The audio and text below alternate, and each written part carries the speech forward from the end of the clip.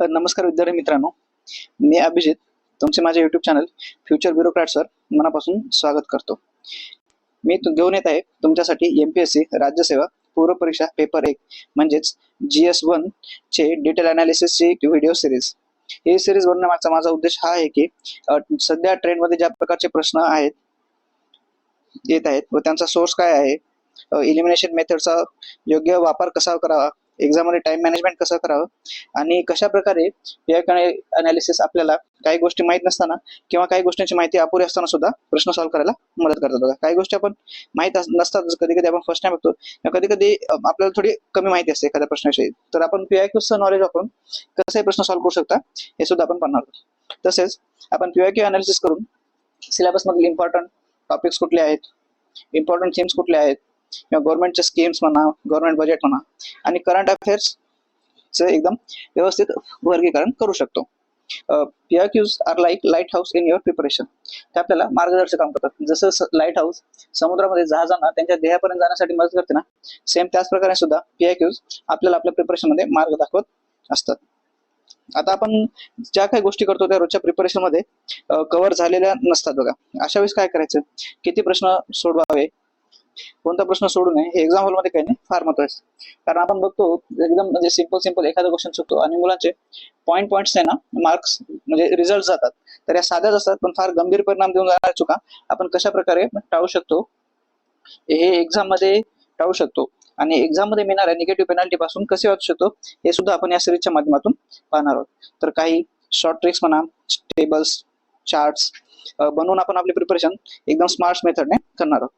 आता प्रश्न हा आहे की PIQ अनालिसिस का करायचं किंवा कशासाठी करायचं, याचा बेनिफिट काय, तर त्याचं आपण 4 भागात विश्लेषण केलं. तर पहिलं आहे की का करायचं. तर त्याच्यासाठी आपण इथं खाली लिहिलंय, करंट क्वेश्चन्स एक ट्रेंड घेतो, म्हणजे कशा प्रकारचे प्रश्न परीक्षेत येत आहेत. वन लाईनर येत आहेत, मल्टी लाईनर आहेत, मॅच द पेअर्स वाले आहेत, स्टेटमेंट बेस्ड क्वेश्चन आहे, स्टेटमेंट 2 आणि खाली त्या दोघांमधलं रिलेशन फाइंड आउट करायचं. नंतरचं आहे की आपल्याला सब्जेक्ट वाईज वेटेज कळते, की subject wise question, number of questions वगैरे कळतात, कोणत्या सब्जेक्टला किती वेटेज दिले, की सब्जेक्ट मध्ये कोणत्या थीमला जास्त वेटेज दिले, कोणत्या थीमला कमी वेटेज दिले, हे सुद्धा कळते. सोबतच आपल्याला इम्पॉर्टंट टॉपिक्स आणि थीम्स सुद्धा कळून जातात, कशा प्रकारे आपण त्यांना म्हणजे जास्त वेळ देऊन आपण ते टॉपिक कव्हर करून घ्यायचे, त्यांची डेप्थनेस आणि वाचनेस दोन्ही कव्हर झाल्या पाहिजेत. सोबतच करंट अफेअर्स कशा प्रकारे GS चे प्रश्न प्रभावित करते. म्हणजे हे बघा, आता करंट मध्ये एखादी न्यूज आहे, ती सरळ विचारली जाईल. जर ती सरळ विचारली नाही, वन लाईनर फॅक्च्युअल क्वेश्चन त्याच्यावर नाही आला, तर तिला आपण सिलेबस मध्ये ती ओव्हरलॅप होत असेल तर तिथून प्रश्न बनेल. फॉर एक्झाम्पल, आता जर बघितलं आपण तर मणिपूरमध्ये प्रेसिडेंट रूल चालू आहे, तर ते सरळ प्रेसिडेंट रूलवर प्रश्न विचारतील किंवा प्रेसिडेंट रूलवर जरी प्रश्न विचारला नाही तर इनडायरेक्टली ते इमर्जन्सी या प्रोव्हिजनवर विचारू शकतात. म्हणजे कसं करंट अफेअर्स आपल्या GS सोबत ओव्हरलॅप होते किंवा त्याला इन्फ्लुएन्स करते. नंतर रिपिटेशन्स, काही प्रश्नांमधील माहिती रिपीट होते, तर काही प्रश्न जसे तसे रिपीट होतात, तर किंवा ती थीम रिपीट होते. उदाहरणार्थ आपण करंट अफेअर्स मध्ये बघितलं ना, तर आवड विचारतात, त्यांनी आतापर्यंत पद्म पुरस्कार किंवा भारतरत्न पुरस्कार म्हणा किंवा ऑस्कर आणि नोबेल अशा प्रकारचे प्रश्न रिपीट केलेले आहेत. ते आपल्याला जेव्हा आपण अनालिसिस करू ना प्रश्नांचं, त्यावेळेस बघायला भेटेल. सोबतच आपले प्रिपरेशन ऑन ट्रॅक आहे की नाही हे सुद्धा आपण क्रॉस चेक करू शकतो PIQचं अनालिसिस करून. तसंच PIQ अनालिसिस करताना ना, आपल्याला कुठल्या विकनेस आहेत किंवा आपल्या कोणत्या स्ट्रेंथ आहेत हे सुद्धा कळून येतात. दुसरा प्रश्न आहे, कोणी करायचं. बरोबर, कोणी करायचं, तर सगळ्यात महत्वाचा भाग आहे की हे करायचं आहे विद्यार्थी परीक्षार्थी जे या परीक्षेसाठी उत्सुक आहेत आणि सिरियस ऍस्पिरंट्सने हे करायला पाहिजे. आणि दुसरं आहे जे गाईड असतात, जे मेंटर असतात, कोचिंग क्लास इत्यादी वाल्यांनी, शिक्षकांनी सुद्धा हे करणं महत्वाचं आहे. काय, कारण त्यांना पण एक आयडिया जाते की कुठला टॉपिक महत्वाचा आहे, कुठल्या टॉपिकला जास्त भर देऊन शिकवायचा आहे आणि कुठल्या टॉपिक हा फक्त सिलेबस मध्ये जास्त वेळ न घालवता त्याला फक्त फास्ट मध्ये एकदा कव्हर करून घ्यायचं आहे. त्याच्यानंतर आहे की कधी करायचं. माझ्या मते आपण हे PIQ अनालिसिस 2 स्टेजवर करायला हवे. सुरुवातीला जेव्हा तुम्ही या क्षेत्रामध्ये येता, स्पर्धा परीक्षा क्षेत्रामध्ये, त्यावेळेस एकदा सिलेबस पाहून घेणे आणि त्याच्यासोबतच एकदा PIQs पाहून घेणे. इथे अनालिसिस एकदम बरोबर करायचे की जसं की कोणत्या घटकावर किती प्रश्न विचारलेत आहे आणि काठिण्य पातळी काय आहे हे झालं. आणि नंतर दुसरी वेळेस म्हणजे ती संपूर्ण सिलेबस एकदा पूर्ण झाल्याच्या नंतर आपल्याला एकदा PIQ करायचं. आता या लेवलवर ना PIQ अनालिसिस एकदम डिटेल मध्ये करायचं. आता डिटेल मध्ये करायचं तर ते कसं करायचं, त्याच्यासाठी आपण ह्या 3 गोष्टी आहेत. एक आपण सब्जेक्ट वाईज जाऊ, तुम्ही मग हिस्ट्री घ्या किंवा पॉलिटी घ्या, तर अशा प्रकारे तुम्ही सब्जेक्ट वाईज जाऊ शकता. किंवा पेपर वाईज घ्या, 2024चा पेपर लेटेस्टचा, त्याच्यानंतर 2023 आणि 2022 असं करत करत जा. आणि टॉपिक वाईज म्हणलं ना, तर आपण जेव्हा सब्जेक्ट असतो ना, हा सब्जेक्ट ही एक मोठी थीम झाली, बरोबर. तर त्याच्यामध्येच आपण एक टॉपिक वाईज सुद्धा जाऊ शकतो. म्हणजे ही हिस्ट्री असेल तर हिस्ट्रीमध्ये एक टॉपिक झाला हा जिओग्राफीचा, सॉरी हिस्ट्रीमध्ये एक टॉपिक आपण मॉडर्न हिस्ट्री, दुसरा टॉपिक करू शकतो आपण मेडिवल हिस्ट्री, तिसरे घेऊ शकतो आपण एन्शियंट हिस्ट्री. आता हिस्ट्रीमध्ये आपल्याला कला आणि संस्कृती म्हणजे आर्ट अँड कल्चर हा सुद्धा येतील आहे. तर आपण अशा वेगवेगळ्या प्रकारचे एका सब्जेक्टमध्येच पण छोटे छोटे थीम्स डिवाइड करून सुद्धा आपण असं टॉपिक वाईज जाऊ शकतो. तर आणि सर्वात महत्वाचं म्हणजे यासाठी मी घेऊन येत आहे एक इन्व्हिन्सिबल सिरीज, जिच्या माध्यमातून आपण ह्या वर डिस्कस केलेल्या सर्व गोष्टी एकदम व्यवस्थित पद्धतीने करणार आहोत. तर तुम्हाला यासाठी माझं जे युट्यूब चॅनल आहे फ्युचर ब्युरोक्रॅट्स, या चॅनलला सबस्क्राईब करायचं आहे, लाईक करायचं आहे आणि आपल्या मित्रांसोबत शेअर करायचं आहे. आता मी डेमो म्हणून काही प्रश्न आणलेले आहेत खाली, आपण ते इथे सॉल्व्ह करूया.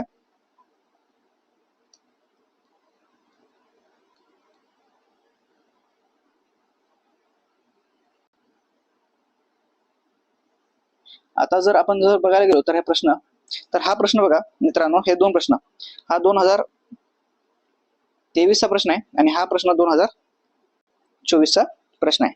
तर या प्रश्नामध्ये असं विचारले, मातीतील नायट्रोजन खत जीवाणूद्वारे तोडल्यास डॅश डॅश मुक्त होते. आणि यांना असं म्हणायचं आहे, जे नायट्रोजन फर्टिलायझर आहे जे आपण शेतामध्ये वापरतो, त्याचे बॅक्टेरिया असतात किंवा मायक्रो ऑर्गॅनिझम असतात, ते त्याला कोणत्या रूपात ब्रेकडाऊन करतात जेणेकरून ते झाड ऍब्झॉर्ब करू शकतील. तर याचं उत्तर आहे नायट्रोजन ट्रायऑक्साईड. आता आपण जेव्हा नायट्रोजन सायकल बघतो ना, नायट्रोजन सायकल N2 सायकल, तर हे असं जाते, हवेमध्ये असतो अमोनिया, हे NH3, हा नायट्राइट NH2,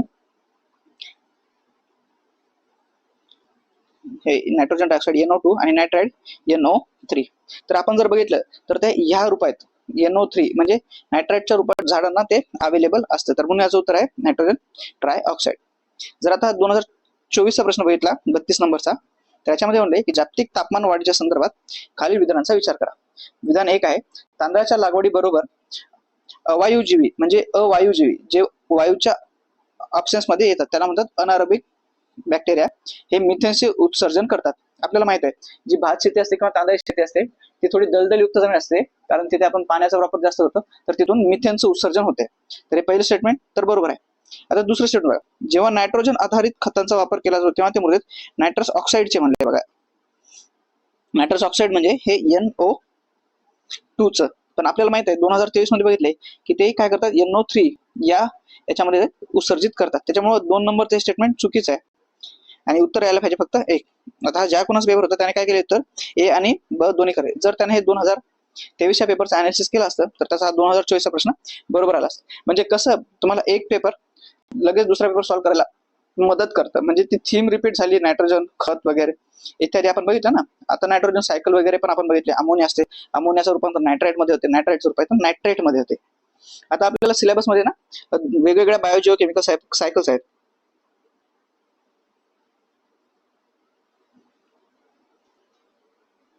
या सायकल्स ना 2 स्वरूपाचे असतात, एक असतात गॅसेस आणि दुसरे असतात सेडिमेंटरी.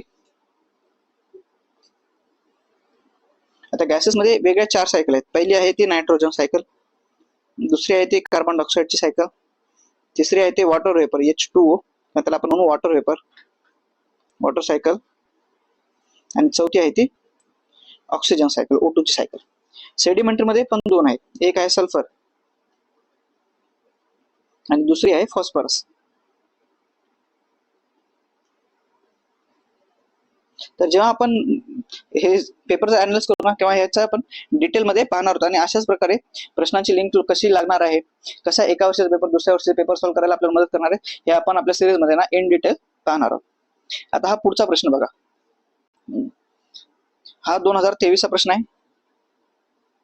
आणि हा 2024चा प्रश्न आहे. ते दोन्ही राज्यसभेचेच आहेत, GSचे पूर्व परीक्षेचे. ॲग्निवा ट्रिटिसी हा डॅडेश वनस्पती वर आढळणारा परजीवी नेमाटोड आहे.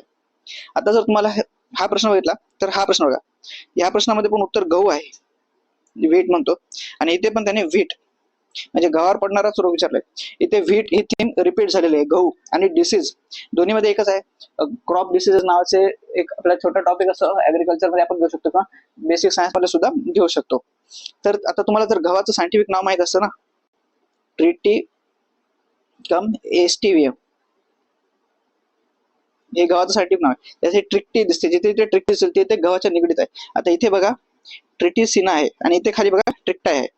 तर आता याचे उत्तर काय असायला पाहिजे व्हीट जिथे असेल, तर माझं उत्तर हे 1 आणि 2 यांच्यापैकीच एक असायला हवं. तर इथे आपण ना 50-50 वर आलो. जर तुम्हाला काहीच माहित नव्हतं तर आपण मिनिमम इलिमिनेट करून 50-50 वर आलो. माझा हा नसेल हा नसेल तर इथे आपण रिस्क घेऊ शकतो. याचं खरं उत्तर आहे अल्टरनारिया ट्रिटिकाना. पण आता हे दुसरे ऑप्शन पण आपण हे करूया ना.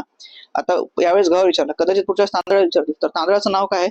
ओरझा सटायवा.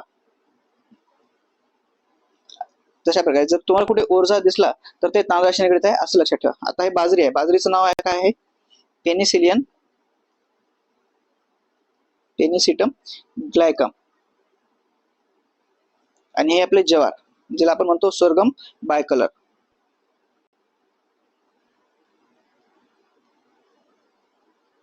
आता हे जी तुम्हाला बॉटनिकल नावं काय किंवा सायंटिफिक नावं कळली, जर उद्या तुम्हाला सोरगम विषयी काय विचारलं तर तुम्हाला एवढं लक्षात येईल की सोरगम म्हणजे ज्वार आहे, पेनिसिलियम ग्लुकम म्हणजे बाजरा आहे आणि ओरझा सटाया म्हणजे आपलं व्हीट म्हणजे तांदूळ आहे. सॉरी. तर हे अशा प्रकारे. आणि हा बघा 2023 ला गहूच होता, 2024 ला येतील गव्हावरची विचारली. आता पुढच्या वेळेस कदाचित ते राईस विचारतील, बाजरा विचारतील किंवा ज्वार विचारतील. तर आपल्याला हे अशा प्रकारे लिंकेज करत जायचं आहे. आता हा पुढचा प्रश्न बघा 2024 राज्यसेवेचा हा प्रश्न आहे. तर याच्यामध्ये त्यांनी असं विचारलंय की 71वी घटना दुरुस्ती 1992 नुसार कोणत्या 8व्या शेड्यूल मध्ये कोणत्या भाषा इन्क्लूड करण्यात आलेल्या आहेत. तर आपल्याला माहित आहे की मूळ घटनेमध्ये 8व्या शेड्यूल मध्ये 8 शेड्यूल मध्ये मूळ घटनेत 14 भाषा होत्या.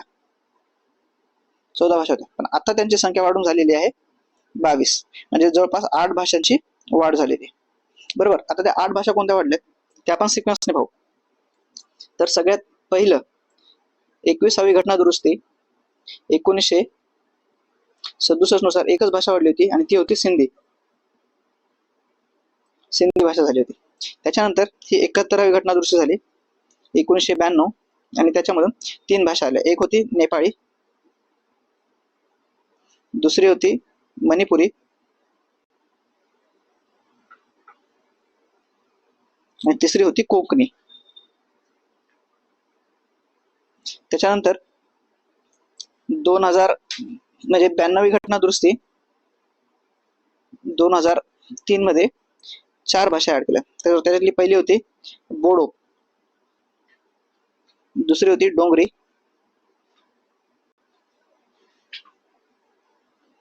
तिसरी होती संथाली आणि चौथी होती मैथिली.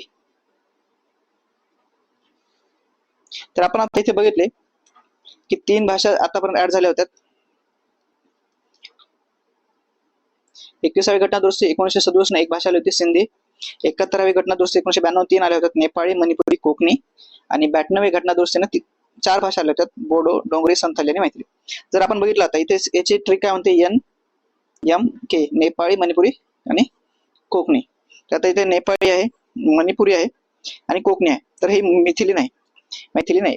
तर आता जिथे माझा 4 असेल ते माझं उत्तर असणार नाही. म्हणजे 4 असल्यामुळे हा ऑप्शन गेला, हा ऑप्शन गेला आणि हा ऑप्शन गेला. तर माझं उत्तर येऊन गेलं. आणि एकदम स्टार्टिंग मधला पार्ट आहे. पण आता याला आपण करंटची लिंक कशी देऊ शकतो माहिती आहे का? सध्या आपली जी मराठी मायबोली आहे तिला अभिजात भाषेचा दर्जा भेटलेला आहे, त्याला आपण क्लासिकल लँग्वेज म्हणतो. मराठी सोबतच इतर अजून 4 भाषांना सुद्धा क्लासिकल लँग्वेजचा स्टेटस भेटलेला आहे. मराठीच्या अगोदर सुद्धा जवळपास 8 भाषांना क्लासिकल लँग्वेजचं स्टेटस होतं. तर आपण ते कोणत्या भाषा आहेत, काय नाही हे सुद्धा करंट अफेअर्स मध्ये करून जाणं महत्वाचं आहे. आपल्याला आता मराठी सोबत कोणत्या भाषांना अभिजात भाषेचा दर्जा दिलाय ते तुम्ही मला कमेंट मध्ये करून सांगा. बरोबर. दुसऱ्या 4 भाषा आहेत, एक मराठी, दुसऱ्या 4 कोणत्या ते तुम्ही मला कमेंट मध्ये सांगणार आहात. पुढचा प्रश्न बघा. With reference to Himalayan rivers joining the Ganga downstream on Prayagraj from west to east. म्हणजे त्यांनी पश्चिमेकडून पूर्वेकडील नद्यांचा क्रम विचारलाय गंगेला त्याच्या हिमालयन साईड करून भेटणार नद्या. जर आपण आता गंगेचा प्रवाह बघितला, हे ती इथे गंगोत्री या ग्लेशियर मधून निघते आणि अशी वाहत पुढे बांगलादेशमध्ये जाते. तर आपल्याला हिमालय कोणी विचारलं, म्हणजे हिमालय इकडच्या साईडला असा हा तिच्या उत्तरेला हिमालय आहे, हिमालयातून उगम पावणाऱ्या वेगवेगळ्या नद्या बघायच्या आहेत. तर त्याच्यासाठी एक ट्रिक आहे, मी ट्रिक इथे लिहितो ती आला राम गोमतीची घागर घेऊन गडावर मग उठल्या कोसी आणि महानंदा. ही ट्रिक आहे बघा. आता याच्यातल्या नद्या कोणत्या आहेत आपण त्या पहिला आयडेंटिफाय करू. आला म्हणजे अलकनंदा, राम म्हणजे रामगंगा, ही गोमती झाली, ही गग्गर झाली, गडावर म्हणजे ही गंडक, उठी म्हणजे हे उठी गंडक, कोसी आणि महानंदा. आता त्यांचा सिक्वेन्स बघूया. सगळ्यात पहिले येते ती अलकनंदा, त्याच्यानंतर रामगंगा, त्याच्यानंतर गोमती, त्याच्यानंतर गग्गर, त्याच्यानंतर गंडक, मग उठी गंडक, कोसी आणि महानंदा. जर ह्या सिक्वेन्सने आपण गेलो, ही अलकनंदा, ही रामगंगा, ही गोमती, ही गग्गर GH, त्याच्यानंतर गंडक, त्याच्यानंतर ही उठी गंडक, त्याच्यानंतर ही कोसी आणि ही महानंदा. तर आता सिक्वेन्स बघा. सगळ्यात पहिले काय पाहिजे मला, गोमती हवी. पहिल्यांदा तर मला अलकनंदा पाहिजे, पण अलकनंदा ऑप्शन मध्ये नाही, त्याच्यानंतर रामगंगा नाही, मग त्याच्यानंतर कोणती आहे तरी गोमती. तर मला पाहिजे गोमती गोमती. आता हे बघा, त्याने पश्चिमेकडून पूर्वेकडे विचारलं, त्याच्यामुळे माझा हा 3 नंबरचा ऑप्शन गेला, 1 नंबरचा ऑप्शन गेला. इथे परत आपण 50-50 आपली पॉसिबिलिटीज बनवली आहे, जरी माहित नसतं असताना. त्याच्यानंतर गग्गर, गग्गर इथे पण आहे, गग्गर इथे पण आहे. पण आता त्याच्यानंतर कोणती नदी आहे, तर गंडक आहे बघा. गोमती, गग्गर, गंडक, उटी गंडक, कोसी, महानंदा. तर इथे गंडक 3 नंबरला आहे आणि कोसी सगळ्यात शेवटी ही वाली. तर माझं उत्तर असेल ब. हा तुमचा क्वेश्चन कुठून आलाय म्हणलं, तर हा तुमचा क्वेश्चन इंडियन ड्रेनेज सिस्टीम म्हणजे भारतीय नदी प्रणाली आणि सोबतच मॅपिंग या दोन्हीचं कॉम्बिनेशन आहे हा क्वेश्चन. तर तुम्हाला आता जसं प्रिपेअर करताना इंडस वॉटर ट्रीटी यावेळेस खूप न्यूज मध्ये होती, ऑपरेशन सिंधूमुळे आपण पाकिस्तानला जाणारं पाणी थांबवलेलं आहे. तर त्या मुद्द्याचं ना, तर आपल्यासाठी इंडस वॉटर ट्रीटी आणि इंडस नदी प्रणाली, जिला आपण सिंधू नदी प्रणाली होतो, ती आपल्यासाठी खूप महत्वाची बनून जाते. तर आपण 2025 साठी जाताना ना, इंडस आणि इकडून चायना साईड कडून ब्रह्मपुत्रा म्हणजे सिंधू आणि ब्रह्मपुत्रा या दोन्ही मोठ्या नदी प्रणाली आहेत, त्या परीक्षेला करून जाणं महत्वाचं आहे. पुढचा प्रश्न आहे बघा, एकदम हा कन्सेप्च्युअल क्लिअरिटी लागते ह्या प्रश्नाला, त्याचा आपण आता परत अनालिसिस करूया. याने ह्या प्रश्नाला असं म्हणायचंय, the atmosphere is heated more by incoming solar radiation than terrestrial radiation. म्हणजे ह्या प्रश्नाचं हे वाक्य असं म्हणते की जे पृथ्वीचं वातावरण आहे ते सूर्याकडून येणाऱ्या किरणांमुळे जास्त तापलं जाते, ना की पृथ्वीकडून परावर्तित होणाऱ्या किरणांकडून. तर आणि दुसरं स्टेटमेंट असं म्हणते, carbon dioxide and other gases, greenhouse gases in the atmosphere are good absorber of long wave radiation. आता इथे त्यांनी खास करून लॉंग वेव्ह रेडिएशनची म्हणलेलं आहे, आणि इथं आहे इनकमिंग सोलर रेडिएशन, त्याला आपण म्हणतो इन्सोलेशन. इन्सोलेशन. आता हे बघा, इथला इन आहे, इथला SOL आहे आणि इथला TION. तर याच्यापासून हा इन्सोलेशन शब्द तयार झाला. तर त्याच्यासाठी बघा, ही आपली पृथ्वी आहे, इथे सूर्य काढूया, हा सन, ही अर्थ, अर्थच्या वर हे आपलं वातावरण. आता हे म्हणते की इनकमिंग सोलर रेडिएशन जे असतात, सूर्यकिरणे, त्यांच्यामुळे तापमान वाढते. पण आपल्याला जर कन्सेप्ट माहित असते ना, जेव्हा एखादी बॉडी खूप जास्त तापलेली असते, एखादी बॉडी जेवढी जास्त गरम किंवा जेवढी जास्त तिचं टेम्परेचर हाय असेल, तिच्यातून निघणारे रेडिएशन हे शॉर्ट वेव्ह असतात. तसेच आणि जो एखाद्या गोष्टीचा सोर्स असतो ना, सन हा आपल्यासाठी एकदम प्राथमिक सोर्स आहे, प्रायमरी सोर्स आहे आपल्यासाठी एनर्जी. तर तिथून शॉर्ट वेव्ह येतात. जेव्हा हे सूर्यकिरणे पृथ्वीवर येतात, आदळतात आणि वापस रिफ्लेक्ट होतात, ते इथे ट्रॅप केले जातात. हे येणारी किरणे अशी इथे ट्रॅप केली जातात. आता हे ट्रॅप कोण करतं, तर त्याच्यासाठी आहेत बघा, इथे वेगवेगळे गॅसेस प्रेझेंट असतात आपल्या ऍटमॉस्फिअर मध्ये. आता हे ग्रीन हाऊस गॅसेस असतात ना, ती पृथ्वीकडून वापस जाणारी किरणे ऍब्झॉर्ब करतात. ही पृथ्वीकडून वापस जाणारी किरणे ना, ही लॉंग वेव्ह रेडिएशन असतात.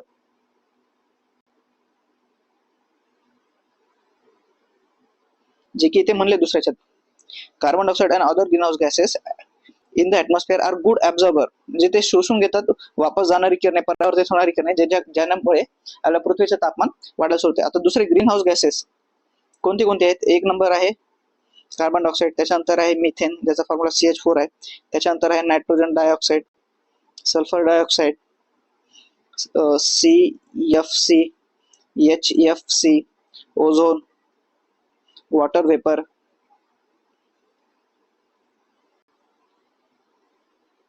एक्सेट्रा इत्यादी हे ग्रीन हाऊस गॅसेस आहेत जे वापस जाणारे पृथ्वीकडून परावर्तित होणारे लॉंग वेव्ह रेडिएशन ऍब्झॉर्ब करतात आणि टेम्परेचर वाढतात. तर इथे काय म्हणलं, the atmosphere is heated more by incoming solar radiation. आता आपणच बघितले इनकमिंग मुळे होत नाही, तर ते हे वापस जाणारे पृथ्वीला आदळून वापस जाणारे जे असतात ना, म्हणजे आउटगोईंग टेरेस्टेरियल रेडिएशन, जमिनीकडून जाणारे जे रेडिएशन असतात ना त्यांच्यामुळे होते. म्हणून याचं उत्तर काय? माझं पहिलं स्टेटमेंट चूक आहे आणि दुसरं स्टेटमेंट बरोबर आहे. तर first statement is incorrect and second statement is correct. पण अशा वेळेस जर अशा प्रश्नामध्ये जर दोन्ही बरोबर असतील आणि म्हणलं असेल की दुसरं पहिल्याला एक्सप्लेन करते की नाही, जसा ऑप्शन पहिला आहे काय, both statement 1 and statement 2 are correct and statement 2 is explaining statement 1. तर अशा वेळेस या दोन स्टेटमेंट मध्ये रिलेशन जेव्हा लावायचं असतं ना, तुम्हाला फक्त काही करायचं नाही, पहिलं स्टेटमेंट वाचायचं, त्याच्यानंतर कारण हा शब्द टाकायचे इंग्लिशमध्ये बिकॉज, आणि मग हे दुसरं स्टेटमेंट वाचायचं. आता मग कसं असतं बघा, the atmosphere is heated more by incoming solar radiation than terrestrial radiation because carbon dioxide and other gases, greenhouse gases in the atmosphere are good absorber of long wave radiation. याच्यामध्ये तेवढी link लागत नाहीये बिकॉजच्या नंतर. हा, incoming solar radiation येत नाही हे जर स्टेटमेंट आपण बरोबर पकडलं तर इथे कारणमुळे तेवढी एक्सप्लेन करतच नाही ना, इनकमिंग येत आहेत पण ते जमिनीकडून जात आहेत आणि कार्बन डायऑक्साईड करतात, याच्यामध्ये रिलेशन तेवढं लागत नाही. त्याच्यामुळे हे दोन्ही स्टेटमेंट आहे पण इथं नॉट एक्सप्लेनिंग हे आन्सर असतं जर पहिलं बरोबर असतं, पण इथे पहिलं चुकीचं आहे. त्याच्यामुळे आपलं उत्तर काय येईल, statement 1 is incorrect and statement 2 is correct. आणि हा पुढचा प्रश्न बघा, हाही राज्यसेवा 2023चा प्रश्न आहे. आता याच्यामध्ये त्यांनी फक्त जोड्या लावायला प्रश्न विचारले, म्हणजे प्रश्नाचा टाईप बघा आणि व्हेरायटी बघा. स्टेटमेंट बेस वाले क्वेश्चन हे UPSC मध्ये झाले. त्यांनी फक्त रिकाम्या जागा विचारलाय, एक क्रॉपर विचारलाय, त्याच्यानंतर मल्टी स्टेटमेंट विचारले, सिंपल फॅक्चर सिंगल स्टेटमेंट विचारले. तर अशा प्रकारचे त्यांनी स्टेटमेंट विचारले. आता हा मॅच द पेअर वाला क्वेश्चन 2023 आहे, ज्याच्यामध्ये त्यांनी काय दिले, इकडे देश दिलाय आणि इकडे नॅशनल पार्क किंवा राष्ट्रीय उद्यान. आता आपल्याला माहिती आहे भारतामध्ये आपण जिम कॉर्बेट आहे, सगळ्यांना भारतातलं सगळ्यात पहिलं राष्ट्रीय उद्यान आहे. तर माझं एकचं उत्तर एकच असायला हवं. एकचं उत्तर एक इथे आहे आणि एकचं उत्तर आहे एक इथे आहे. तर माझं उत्तर 1 आणि 3 मध्ये असणार, म्हणजे मला 2 नंबर एलिमिनेट झाला आणि 4 नंबर लेट झाला. इथे पण आपण परत 50-50 ची पॉसिबिलिटी क्रिएट केली. आता दुसरं काय आहे, इक्वेडोर. आता काही लोकांना इक्वेडोर हा देश कुठे आहे हे सुद्धा माहित नसेल, तर याला आपण सोडून टाका. तर आपल्याला USA तर माहित आहे, सगळ्यात उत्तर अमेरिकेतला सगळ्यात मोठा देश, आणि USA एक आर्थिक महासत्ता म्हणून पण आपण त्याला बघतो. जेव्हा तुम्ही जिओग्राफीचं प्रिपेअर करता तेव्हा भूरूपे, लँडफॉर्म्स वगैरे करता, त्याच्यामध्ये आपण ग्रँड कॅनन किंवा कॅनन घळी हे केलं असतं. आपल्याला माहिती आहे हे ग्रँड कॅनन ना कोलोरॅडो रिव्हर आहे USA ची, एक कोलोरॅडो नदी आहे जी USA मधून वाहते, ती ग्रँड कॅनन करते. जगातली सगळ्यात मोठी कॅनन तयार होते या नदीवर. तर आपल्याला उत्तर C चं 2 आहे. आता C चं 3 इथे आहे आणि C चं 2 इथे आहे. तर माझं उत्तर असणार आहे ऑप्शन 3. तर एक पण गेला कारण C चं 3 नाही. तर माझं उत्तर इथे आलं, मला 2-3 गोष्टीच माहित होत्या. आणि ऑस्ट्रेलियामध्ये ग्रेट बॅरियर रीफ, जिला आपण म्हणतो प्रवाळ खडक, इंग्लिशमध्ये त्याला म्हणतो आपण कोरल रिफ्स, जे की ऑस्ट्रेलियाच्या पूर्वेकडील भागामध्ये लागून आहेत. आता हा मग इक्वेडोर आणि गॅलापॅगोस याच्यामधलं काय रिलेशन आहे हे बघायला पाहिजे ना. म्हणजे हे याला गेलं तर दक्षिण अमेरिकेतला इक्वेडोर हा देश आहे ज्याला प्रशांत महासागराची सीमा लागून आहे. हे जो गॅलापॅगोस आहेत ना, हे काय आहेत माहिती आहे का, बेटे आहेत, आयलँड्स आहेत. कशात, पॅसिफिक ओशन मध्ये. पॅसिफिक ओशन मध्ये हे आयलँड्स आहेत आणि हे आयलँड्सला ना युनेस्कोचं वर्ल्ड हेरिटेज साईट आहेत. त्यांना 1978 मध्येच हे दर्जा म्हणजे स्टेटस भेटेल आहे युनेस्कोच्या वर्ल्ड हेरिटेज साईटचा. आता तुम्ही जर बघितलं ना, इथली प्रत्येक गोष्ट कुठल्या ना कुठल्या कारणामुळे न्यूज असते. जर ग्रेट बॅरियर रीफ बघितला तर तुम्ही ओशन ऍसिडिफिकेशन मध्ये किंवा ओशन ब्लिचिंग म्हणतो ना आपण, क्लोरल ब्लिचिंग होते, म्हणजे समुद्राच्या पाण्याचे ऍसिडीकरण होते, आम्लीय त्याचा ऍसिडीकरण झाल्यामुळे ना कोरल मधले जे अल्गे असतात ते मृत पावतात आणि ते हळूहळू तिथून नष्ट व्हायला सुरू होतात. सेम तशाच प्रकारे जी ग्रँड कॅनन रिव्हर आहे ती इरोजन वगैरे मुळे न्यूज असते. जिम कॉर्बेट आपण बघतो उत्तराखंडमध्ये सगळ्यात जास्त फॉरेस्ट फायर होतात. हे जिम कॉर्बेट कुठे आहे तर उत्तराखंडमध्ये आहे. जर फॉरेस्ट फायरचा आपण रिपोर्ट बघितला तर त्याच्यामध्ये ना सगळ्यात जास्त फॉरेस्ट फायर भारतात हे उत्तराखंडमध्ये झालेले आहे. तर ते त्याच्यामुळे त्यांना धोका आहे. म्हणजे कुठं ना कुठे यांना पोल्युशनमुळे म्हणा, ग्लोबल वॉर्मिंगमुळे, ग्रीन हाऊस गॅसेसमुळे धोका निर्माण झालेला आहे. आणि सगळे काही महत्वाचे आहेत, जसे की वर्ल्ड हेरिटेज साईट आहे, जगातली सगळ्यात मोठी कॅन्यन आहे, जगातली सगळ्यात मोठी रीफ बॅरियर पण हीच आहे. तर आपल्याला हे त्याच्यावरच प्रश्न विचारले जे की खूप प्रॉमिनंट असतात, खूप महत्वाचे असतात जगात. आणि अजून या बेटाचं वैशिष्ट्य काय माहिती आहे, या आयलंडवर ना उत्तर गोलार्धामध्ये सापडणार आहे.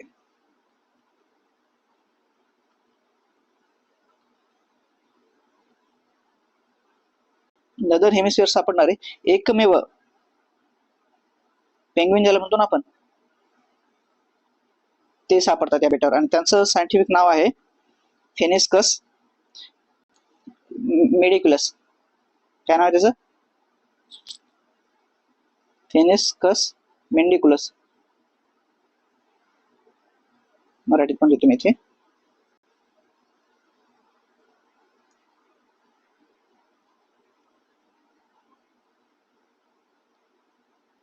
फेनिस्कस मेंडिस्कुलस हे उत्तर भारतात सापडणारं एकमेव पेंग्विन जर कुठे सापडत असेल तर या गॅलापॅगोस आयलंडवर सापडतात. बघा हे किती महत्वाची साईट आहे. म्हणजे कारण पेंग्विन्स हे नॉर्मली ना दक्षिण ध्रुवावर सापडतात, म्हणजे दक्षिण गोलार्धात सापडतात आणि खास करून दक्षिण ध्रुवावर सापडतात. पण उत्तर गोलार्धामध्ये फक्त एकमेव ठिकाण आहे जिथं पेंग्विन सापडतात, ते आहे हे गॅलापॅगोस बेट. तर अशा प्रकारे जे काय खूप महत्वाच्या गोष्टी असतात ना जागतिक भूगोलाच्या दृष्टीने जरी झाल्या ना तर तशाच प्रकारचे ते प्रश्न विचारतात. आता बघितलं ना आपण कशा प्रकारे प्रश्न इथे रिपीट होतो. नायट्रोजन ट्रायऑक्साईड, इथे नायट्रोजन डायऑक्साईड केला, फक्त छोटासा मायनर चेंज केला आणि हा प्रश्न त्याने फिरून गेला. ते सेम गव्हावर प्रश्न झाला, थीम रिपीट झाली, ते पण डिसीज विचारलं होते, इथे पण डिसीज विचारला आणि पीक पण सेम विचारलं. पुढे हा युपीएससीचा क्वेश्चन आहे. आता आपण 21वी घटना दुरुस्ती केली, 92 केली. जर पुढे प्रश्न आला तर आपल्याला तो चुकणार नाही. आणि आपल्या नंतर 8 जे झालेल्या 8 या सिक्वेन्स मध्ये ऍड झाल्यात. 1967ला, 1992ला, 2003ला घटना दुरुस्ती झाली आणि 2004ला त्या आपल्या 8व्या शेड्यूल मध्ये ऍड झाल्या. आता हा तुम्हाला सांगायचं आहे मराठी सोबत दुसऱ्या कोणत्या 4 भाषांना अभिजात भाषेचा दर्जा भेटला हे तुम्हाला कमेंट करून सांगायचं आहे. सोबतच आपण एक ट्रिक बघितली आणि ट्रिक नुसार क्वेश्चन कसे सॉल्व्ह होतात ते बघितले, कन्सेप्च्युअल क्लॅरिटी बघितली आणि लॉजिक वाले प्रश्न सुद्धा बघितले. आता तुम्ही म्हणत असाल की हे सिरीजचा आम्हाला फायदा काय होईल, है ना, हे घेण्याचा फायदा काय आहे? तर सगळ्यात पहिला फायदा आहे जे तुमचं प्रिपरेशन आहे ते एकदम बूस्ट होईल, है की नाही. तुम्ही तर आपण प्रत्येक जण विद्यार्थी मेहनत करतो, पण त्याला जर थोडाफार मध्ये जर हातभार लागला ना तर त्याचं एकदम प्रिपरेशन बूस्ट होऊन जाते.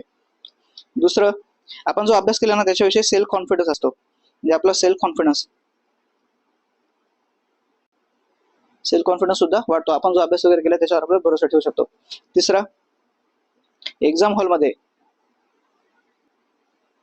जास्त पॅनिक होत नाही आपण, कारण आपण ऑलरेडी त्या टाईपचे क्वेश्चन्स आपल्या PYQs मधून सराव केलेला आहे. त्याच्यामुळे आपण जरी तशा प्रकारचे प्रश्न किंवा एखादा नवीन प्रश्न जरी बघायला भेटला तर अशा पद्धतीने आपण ट्रिक्स किंवा टेबल्स वगैरे तयार केले तर ते करून आपण सॉल्व्ह करू शकतो. म्हणजे एक्झाम हॉलमध्ये पॅनिक आपण कमी होतो. चौथा फायदा तुम्हाला की जे कोणते ट्रॅप्स क्वेश्चन असतात ना, ट्रॅप क्वेश्चन म्हणा किंवा स्टेटमेंट,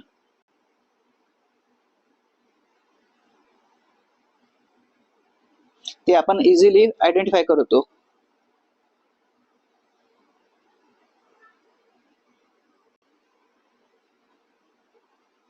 आयडेंटिफाय करू शकतो आणि जे निगेटिव्ह पेनल्टी बसणार आहे त्याच्यापासून आपण आपल्याला बचाव करू शकतो. त्याच्यानंतर ओव्हरऑल आपला एक स्कोर वाढतो.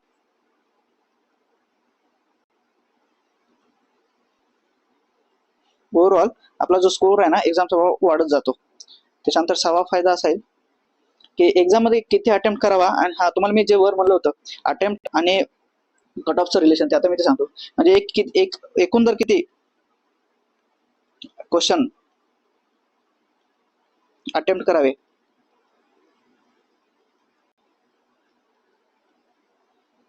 हे कळते.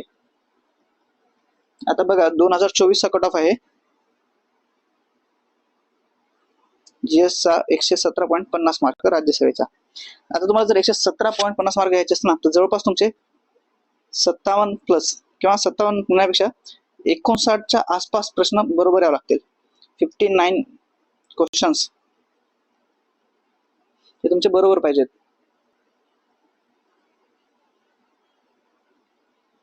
तेव्हा कुठे जाऊन तुमचा कट ऑफ निघतो.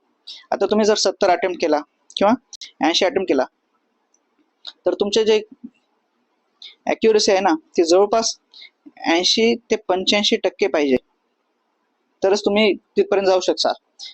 जर तुम्ही फार अटेम्प्ट कमी झाला, तुमचं 60 किंवा 70च्या रेंजमध्ये झालं तरी ते तुमचे 90% प्लस ॲक्युरसी पाहिजे ते, तरच आपले तेवढे मार्क पडू शकतात.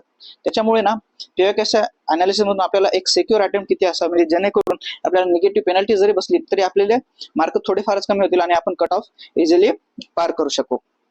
तर हे या सिरीजचे फायदे आहेत. जर तुम्हाला काही डाऊट असेल तर तुम्ही मला कमेंट करून विचारू शकता, आणि प्रिपरेशन कसं करायचं ते पण आपण पुढच्या येणाऱ्या सिरीज मध्ये पाहूतच. म्हणजे सब्जेक्टला पण कसा अप्रोच ठेवायचा, एक्झाम सॉल्व्हला कसा अप्रोच करायचा, पेपर सॉल्विंग सुद्धा अप्रोच डेव्हलप होतो या सिरीज मधून.